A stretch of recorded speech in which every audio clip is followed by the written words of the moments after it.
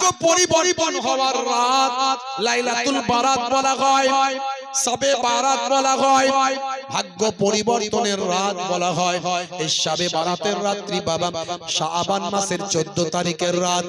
এ তরুণ যুবকেরা এই রকম আরো কয়েকটা রাত্রি আছে, সেটা হলো আশুরার রাত, মুহররমের 10 তারিখের রাত।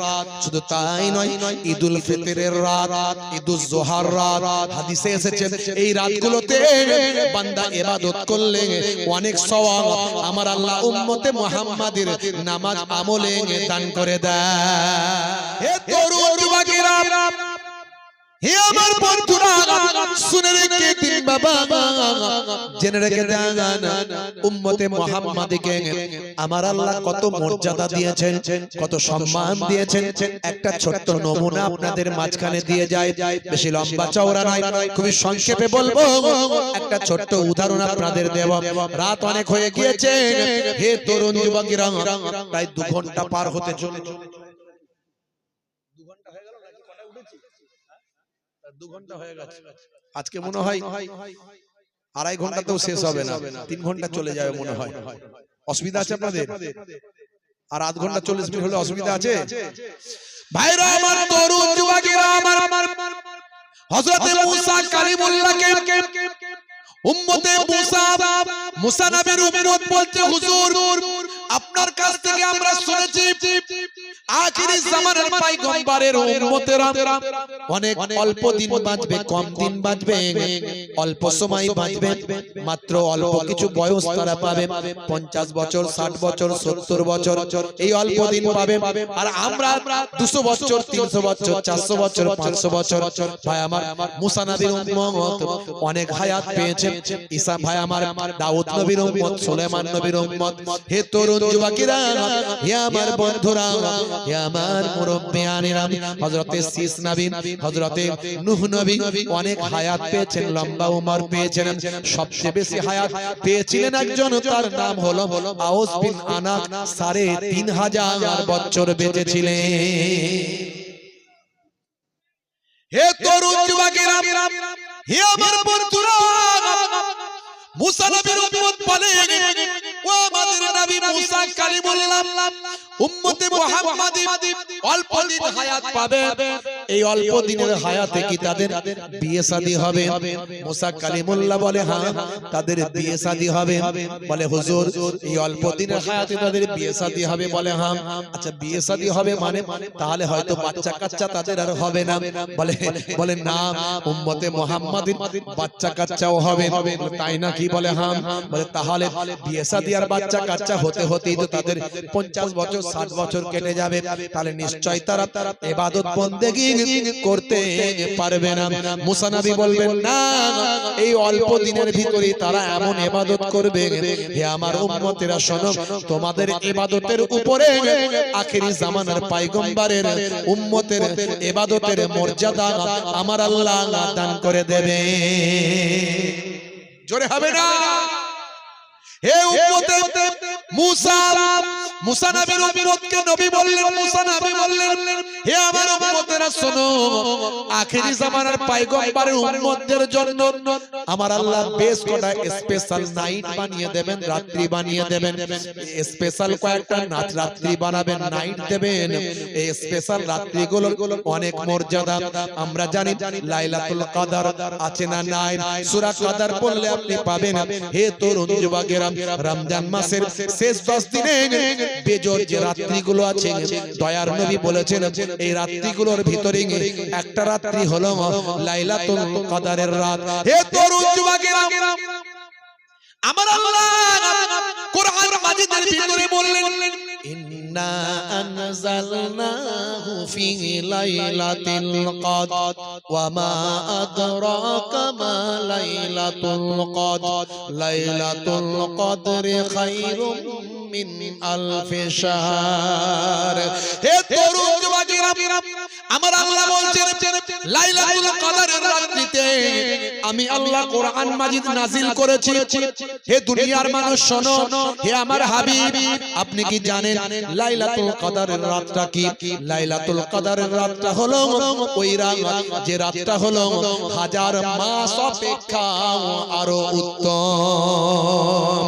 ওই একটা রাত আমার আল্লাহ উম্মতে মুহাম্মাদের জন্য দিয়েছেন, যে রাত্রিতে ইবাদত করলে হাজার মাসের থেকেও বেশি ইবাদত করা, এক রাতের ইবাদতটা হাজার মাসেরও বেশি ইবাদত করার সমান। জোরে হবে না? এরকম আরো কটা নাইট আল্লাহ দিয়েছেন উম্মতে মুহাম্মাদকে। আমার আল্লাহ আরো কটা রাত্রি গিফট করেছেন, তার মধ্যে একটা হলো শবে বারাত, ভাগ্য পরিবর্তন হওয়ার রাত। লাইলাতুল বারাত বলা হয়, শবে বারাত বলা হয়, ভাগ্য পরিবর্তনের রাত বলা হয়। এই শবে বারাতের রাত্রি বাবা শাবান মাসের 14 তারিখের রাত। এ তরুণ যুবকেরা, এই রকম আরো কয়েকটা রাত্রি আছে, সেটা হলো আশুরার রাত, মুহররমের 10 তারিখের রাত। শুধু তাই নয়, ঈদুল ফিতরের রাত, ঈদুল জোহার রাত। হাদিসে এসেছে এই রাতগুলোতে বান্দা ইবাদত করলে অনেক সওয়াব আমার আল্লাহ উম্মতে মুহাম্মাদের নামাজ আমলে দান করে দেয়। ঈদের রাত্রিতে ছেলেরা ঈদ হবে বলে ডিজে বাজিয়ে ঢিকঢাক ঢিকঢাক, ওই টুনির মা তোমার টুনি হেই করেছে, সেই টুনির মা তোমার টুনি সেই করেছে। কথা ঠিক না ভুল? খালি টুনির মায়ের গান শুনছে আর নাচছে, আছে না নাই? ওই রাত্রে ইবাদত করা দরকার ছিল, এরা ইবাদত বাদ দিয়ে একটু নাচ গান করে গা গরম করে নিল, আছে না নাই? মুহররমের আশুরার দিন কত গুরুত্বপূর্ণ, কত মর্যাদা সম্পন্ন, ওই দিনে কত ফজিলত। ইমাম হাসান হুসাইন রাদিয়াল্লাহু তাআলা আনহুর মুহাব্বতে কারবালা ময়দানে ইমাম হুসাইন হুজুর এবং আহলে বায়াত শহীদ হয়েছে। ওই দিনে কত শোকের দিন, কত ইবাদত বন্দেগী করা দরকার, নামাজ রোজা করা দরকার। তার জায়গায় ওই দিনেও ভাই আমার মিছিলের নামে ডিজে বের করে তার মাঝখানেও ভাই আমার সব কাপড় উড়িয়ে ঘুরিয়ে গায়ে ফায়ে রক্ত ভক্ত মেরে ভালো করে গায়ে ফায়ে পিটে বলে বিরাট ইবাদত করে ফেলেছি। বুঝতে পারছেন? যেটা দরকার ছিল সেটা হলো না। ভাইরা আমার, এই স্পেশাল রাত শবে বারাত, শাবান মাসের 14 তারিখের রাত, কি দরজা আল্লাহ দিয়েছেন। হযরতে ঈসা আলাইহিস সালাম একবার সফরে বেরিয়েছেন, ভ্রমণে বেরিয়েছেন। হে তরুণ যুবকেরা, হে আমার বন্ধুরা, হযরতে ঈসা রূহুল্লাহ, যে ঈসা নবীকে আমার আল্লাহ 5টা মুজিজা দিয়েছিলেন। প্রত্যেকটা নবী পয়গম্বরদের আল্লাহ মুজিজা দিয়েছেন, মিরাকেল দিয়েছেন, অলৌকিক ক্ষমতা দিয়েছেন। হযরতে মুসা কালিমুল্লাহ হাতের লাঠিটা ছাড়লে সাপ হয়ে যায়, আর হাতটা গোল করে বগলের ভিতর থেকে ঘোরালে সূর্যের মতো আলো হয়।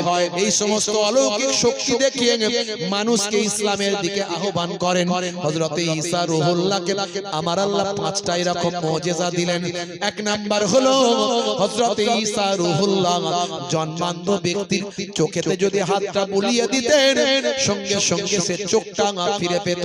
2 নাম্বার হলো কুষ্ঠরোগী মানুষের শরীরে যদি হাতটা বুলিয়ে দিতেন, সঙ্গে সঙ্গে আল্লাহর ইচ্ছায় কুষ্ঠরোগীর রোগটা ভালো হয়ে যেত।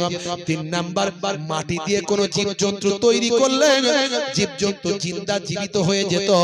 4 নাম্বার কোন মানুষের বাড়িতে কি রান্না হয়েছে সেটা হযরত ঈসা রূহুল্লাহ না জেনে না শুনি বলে দিত।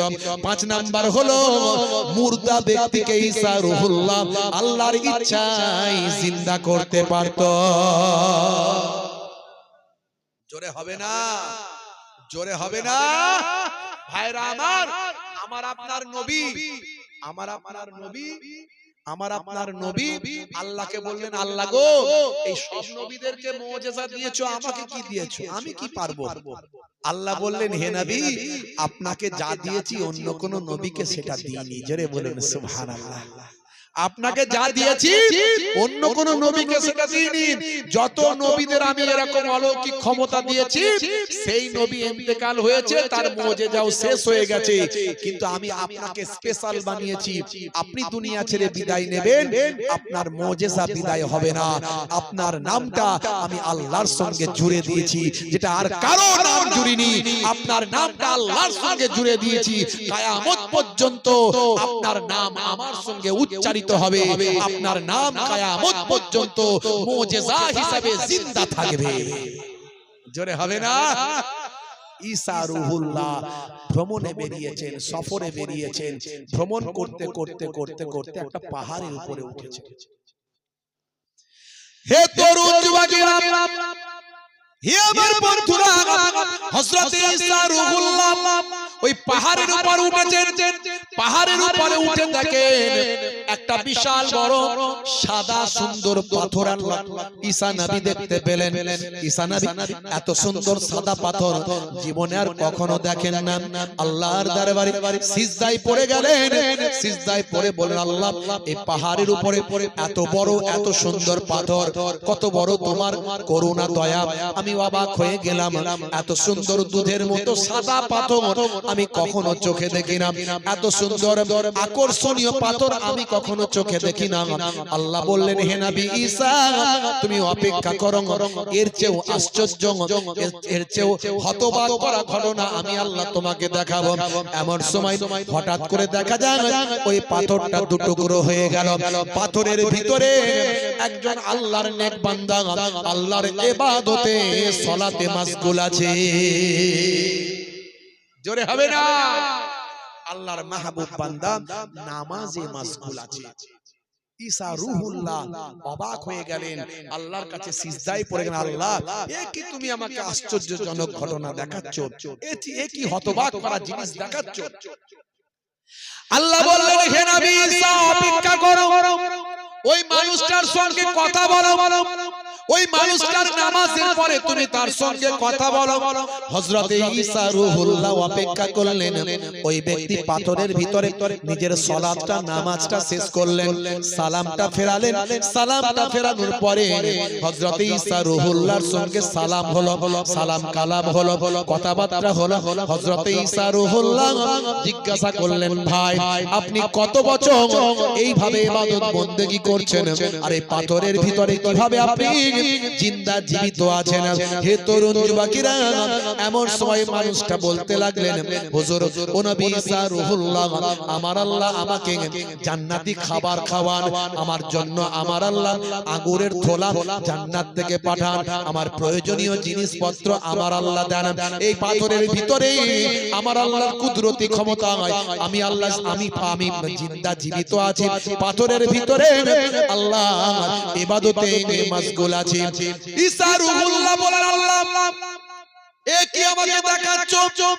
জিজ্ঞাসা করলেন, ভাই, আপনি কত বছর এখানে ইবাদত বন্দেগী করছেন? ওই মানুষটা বলেছিল, ও নবী ঈসা রূহুল্লাহ, আমি আল্লাহর ইচ্ছা 400 বছর এ পর্যন্ত আল্লাহর ইবাদতে পাথরের ভিতরে কাটাচ্ছি।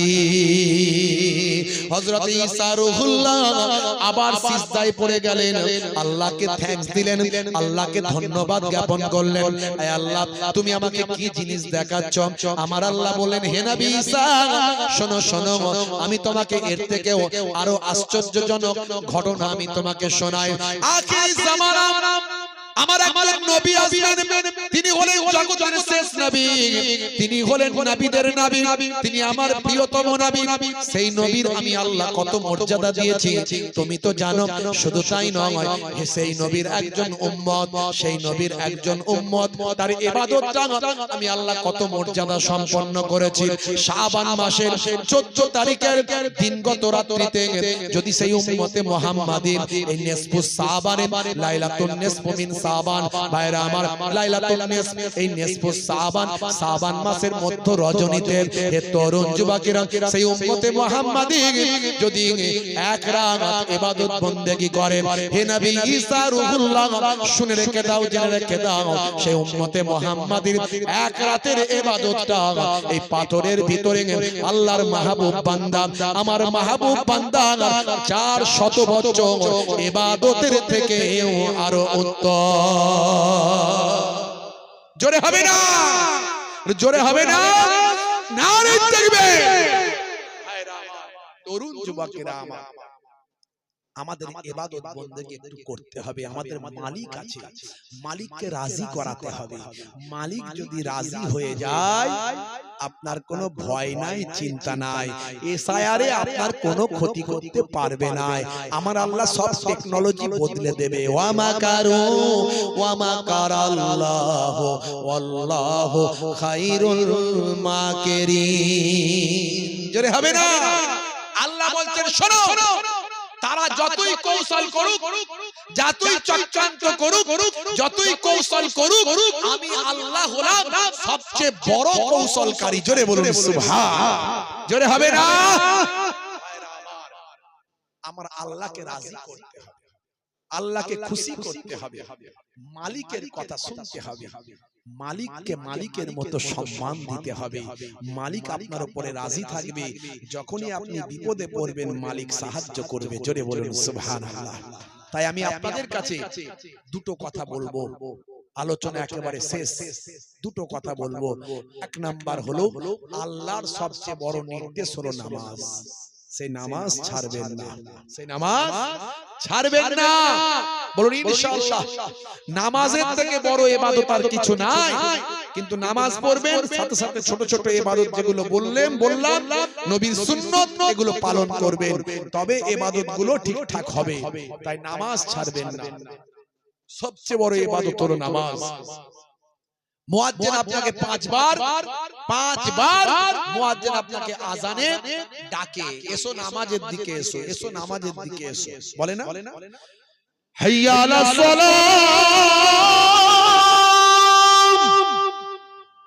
মানে এসো নামাজের দিকে এসো এলে কি হবে মুয়াজ্জিন আবার 5 বার 5 দুগুণে 10 বার বলে দিচ্ছে নামাজে এলে কি লাভ হয় হে মুয়াজ্জিন বলে দাও কি লাভ মুয়াজ্জিন বলছে কি বলছে হাইয়া আলাল ফালাহ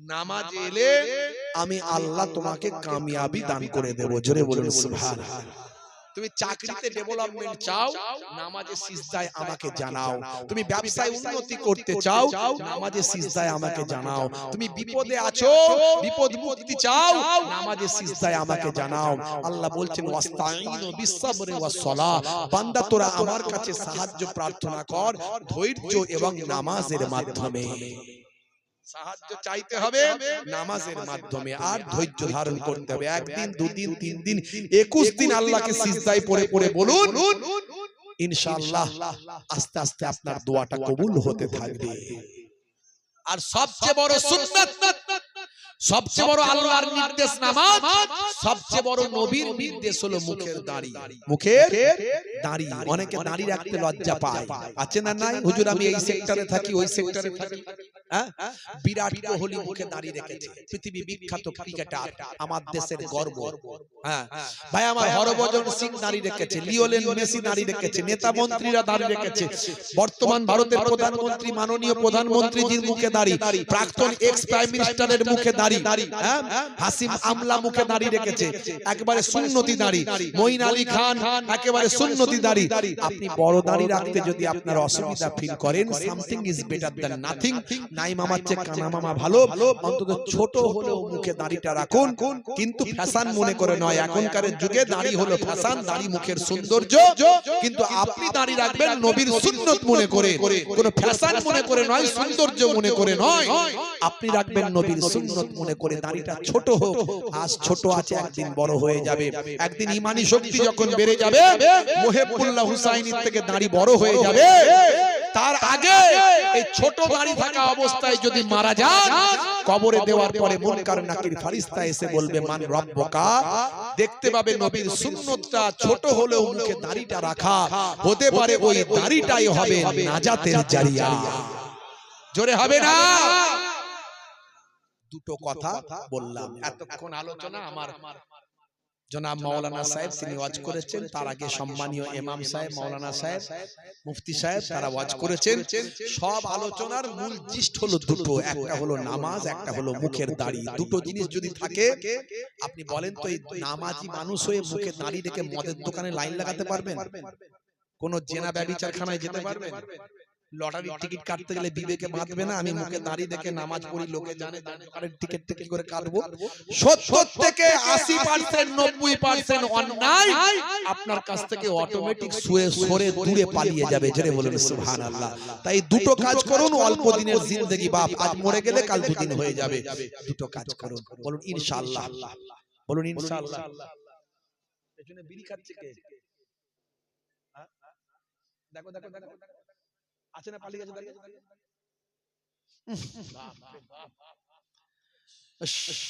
আমার একদম সহ্য হয় না বিড়ি সিগারেট আর তিরঙ্গা গুটকার গন্ধ, বুঝতে পারছেন? কিছু বলতে পারি না, মুখটাকে দূরে দূরে লাগি, লোকে মনে করে হুজুর মনে হয় আমার থেকে কেন দূরে দূরে সরে যাচ্ছে, কিন্তু আমার একদম সহ্য হয় না, বমি পেয়ে যায়, ভয়ঙ্কর মাথা যন্ত্রণা শুরু হয়ে যায় সঙ্গে সঙ্গে, বুঝতে পারছেন?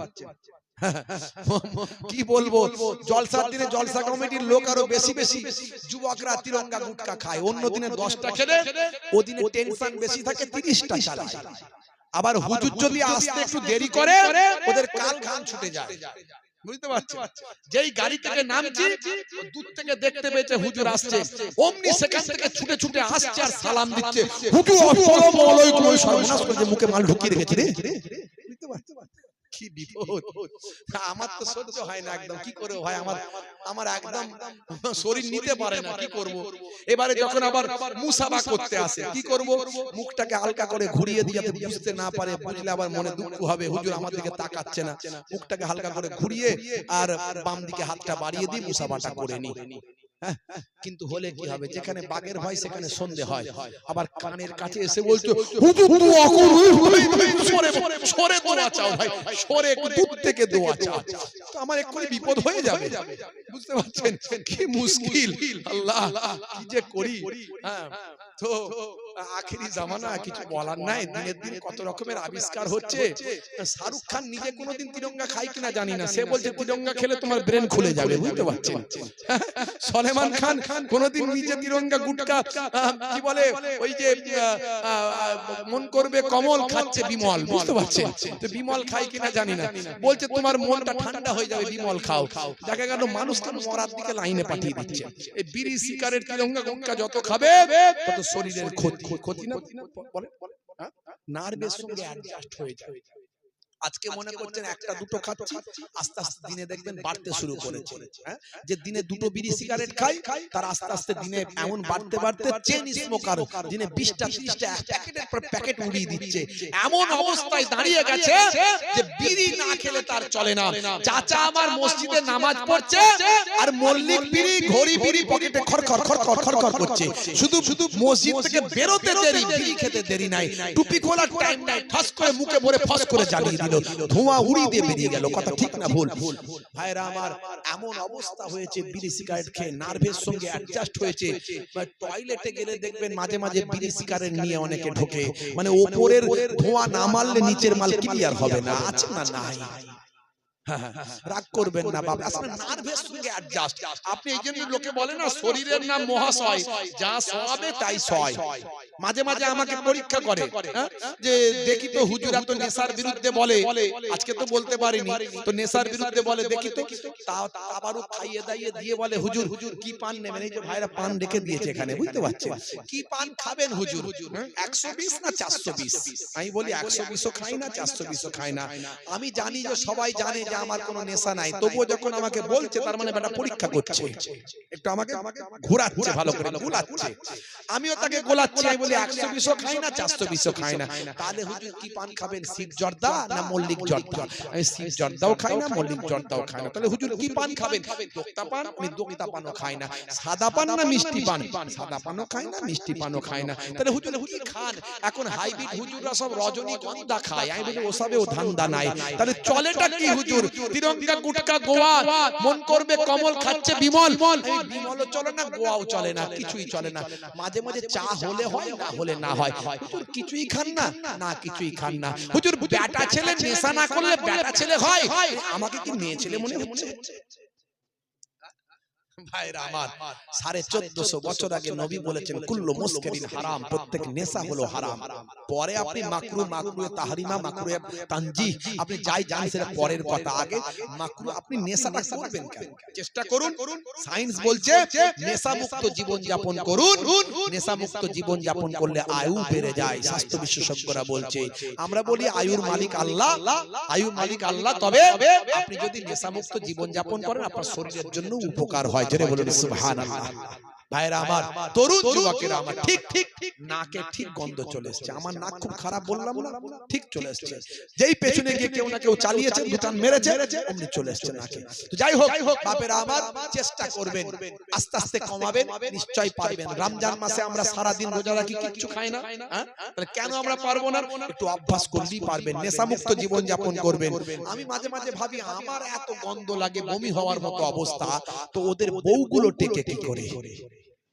আবার বুঝতে পারি, আমরাই তো আজে বলি যে স্বামীর পায়ের তলায় স্ত্রীর জান্নাত। আমাদের মায়েরা অনেক ভালো, জানেন তো, অনেক ভালো, অনেক সবর করে, কিচ্ছু বলে না। আল্লাহ আমাদের মাগুলোকে সুন্দর রাখুন, হেফাজত করুন, শরীরকে সুস্থ রাখুন। আমাদের মায়েদের আল্লাহ আল্লাহ হেফাজত করুন। নামাজি, পরেজগার, খোদাভীরু মায়েদের নিয়ে আজকে ওয়াজ করতে পারিনি। 4টে ওয়াজ মায়েদের জন্য, 4টে ওয়াজ। 1 নাম্বার নামাজ, 2 নাম্বার রোজা, 3 নাম্বার স্বামী যেন না বলে আমার স্ত্রী আমাকে দেখে না, আমার স্ত্রী আমার কথা শোনে না, স্বামী যেন নারাজ না থাকে, মায়েদের মাথায় রাখতে হবে। 3 নাম্বার। 4 নাম্বার হলো বাইরে যখন বেরোবেন, যদি প্রয়োজন হয় বেরোতে, মোটা কাপড়, একটু মোটা কাপড় গায়ে দিয়ে একটু সম্মানের সঙ্গে, হায়া শরম ইজ্জতের সঙ্গে বাইরে বেরোবেন। পরপুরুষের কুনজর থেকে যেন বেঁচে চলতে পারেন, এইভাবে বাইরে বেরোবেন। এই 4টে কাজ করলে নবী বলেছেন 8টা জান্নাতের দরজা আল্লাহ আপনাকে খুলে দেবেন। জোরে বলুন না সুবহানাল্লাহ। যার দেওয়া দরকার ছিল ঢাকা, সে রেখেছে ফাঁকা, আর যার রাখলেও হতো ফাঁকা, সে দিয়েছে ঢাকা। আছে না নাই? ঈদের আগে শপিং মলে শাশুড়ি আর বৌমা শপিং করতে যায়, বাজার কলকাতা বিগ বাজারে।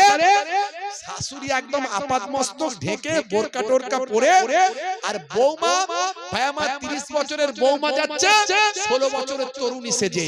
আয়নার কাছ থেকে মন উঠতে চায় না। শাশুড়ি ডাকে মা আয়না, বলছে মা দাঁড়াও না। আয়নার কাছ থেকে মন উঠতে চায় না। চুলটা নাড়ায়, মুখটা ঘোরায়, গালটা বাঁকায়, ঠোঁট পালিশ, জিভ পালিশ, লাল পালিশ, এই পালিশ, সেই পালিশ, পালিশের উপর পালিশ, শেষে বলে দেখ আমার থোপড়া যেন প্রিয়ঙ্কা চোপড়া। সর্বনাশ। আছে না নাই? যার দেওয়া দরকার ছিল ঢাকা, সে রেখেছে ফাঁকা, আর যার রাখলেও হতো ফাঁকা, সে দিয়েছে ঢাকা। বড় দুঃখ লাগে আমার মায়েরা, বাইরে বেরোলে একটু মোটা কাপড়টা গায়ে দিয়ে বেরোবেন, যাতে পরপুরুষের নজরে না পড়েন। এই 4টে কাজ করলে আপনাদের ওয়াজ হয়ে গেল। ভাইরা আমার, অনেক আলোচনা করে ফেললাম, আপনারা মনোযোগ দিয়ে শুনছেন বলে এত কথা বলা হলো, না হলে আমি 2 ঘন্টার বেশি জলসা করি না। ভাববেন না মনে হুজুর সব জায়গায় 3 ঘন্টা 4 ঘন্টা করে না। আমি হাই স্কুল টিচার, আপনারা জানেন। একটা সরকারি হাই সেকেন্ডারি স্কুলে শিক্ষকতার কাজে দিন জাগা রাত জাগা মানুষ, আবার সোশ্যাল ওয়ার্কের বিভিন্ন কাজে আমি যুক্ত আছি। হ্যাঁ, লেকচারার্স অ্যাসোসিয়েশন অফ বেঙ্গল, বাংলার খ্যাতনামা যত আলেম ওলামা বক্তাদের আপনারা চেনেন, সব বক্তাদের প্রায় 100 জনের উপরে কম বেশি, এই বক্তাদের নিয়ে, হুজুরদের নিয়ে একটা সংগঠন আছে, তার আমি দায়িত্বে আছি, অবজারভারের দায়িত্বে আছি। অনেক কাজ আমাদের করতে হয়। দেশের দশের কিভাবে ভালো করা যায়, কিভাবে শান্তি সম্প্রীতি ঠিক থাকে, কিভাবে আমার পিছিয়ে পড়া কমকে এগিয়ে নিয়ে যাওয়া যায়, শিক্ষার জন্য কিভাবে কাজ করা যায়। আমি আপনাদের কাছে একটা কথা শেষে আরেকটা কথা বলবো। একদিকে নামাজ বলেছি, একদিকে দাঁড়ি বলেছি, আর একটা কথা, বড় কথা বলি, সেটা হলো এডুকেশন, শিক্ষা। মাথায় রাখবেন, আপনি খেয়ে হোক না খেয়ে হোক, অনাহারে অর্থাহারে থেকে হলো আপনার ছেলেটাকে সুশিক্ষায় শিক্ষিত বানাবেন। আগামী দিন আরো ভয়ঙ্কর দিন আসছে। আপনার ছেলে যদি শিক্ষিত না হয়, আরো বিপদে পড়বে। মাথায় রাখবেন, শুধু শিক্ষা মানে চাকরি বাকরি পাওয়ার জন্য জন্য নয়, শিক্ষা মানে তার নিজেকে মানুষ হিসাবে মানুষের কাছে রিপ্রেজেন্ট করা, মানুষ হিসাবে বেঁচে থাকার জন্য শিক্ষা মাথায় রাখবেন। আর যার মেধা আছে, ব্রেন আছে, গরিব হোক আর যাই হোক, ভাইরা আমার, যার মেধা আছে, ব্রেন আছে, নষ্ট করবেন না। এখন সরকারি স্কলারশিপ থেকে শুরু করে বিভিন্ন রকম প্রাইভেট স্কলারশিপ থেকে শুরু করে বিভিন্ন জায়গায় আপনার টাকা পয়সা দেয়, পড়াশোনার জন্য খরচ খরচা করে, দেখবেন অনেক সুযোগ সুবিধা আছে। আলহামদুলিল্লাহ, আপনার সন্তানটা আজকে এক চাঁদে পৃথিবী আলো, আপনার এই গ্রামের নাম, আপনার রাজ্যের নাম, আপনার এলাকার নাম, আপনার জেলার নাম পৃথিবীর মানচিত্রে তুলে দিতে পারে। জোরে বলুন সুবহানাল্লাহ। আজকে যারা যতই মুসলমানদের বিরোধিতা করুক, কিছু মানুষ সাম্প্রদায়িক লোকজন যতই বিরোধিতা করুক, এপিজে আব্দুল কালাম একজন মুসলমান ছিলেন এবং তিনি একজন ইমাম সাহেবের সন্তান ছিলেন। যতদিন ভারতবর্ষের নাম পৃথিবীর মানচিত্রে থাকবে, ততদিন এপিজে আব্দুল কালামের নাম ইতিহাসের পৃষ্ঠায় স্বর্ণাক্ষরে লিপিবদ্ধ হয়ে থাকবে। সেই এপিজে আব্দুল কালাম ভারতের পরমাণু বিজ্ঞানী, যার জন্য ভারতবর্ষ শক্তিশালী হয়েছে। মিসাইল ম্যান, ভারতের প্রাক্তন রাষ্ট্রপতি। জোরে বলুন সুবহানাল্লাহ। ভাইরা আমার, বিদায় নেব, যাওয়ার আগে এই জান্নাতের বাগানটা কত সুন্দর, কথা ঠিক না ভুল?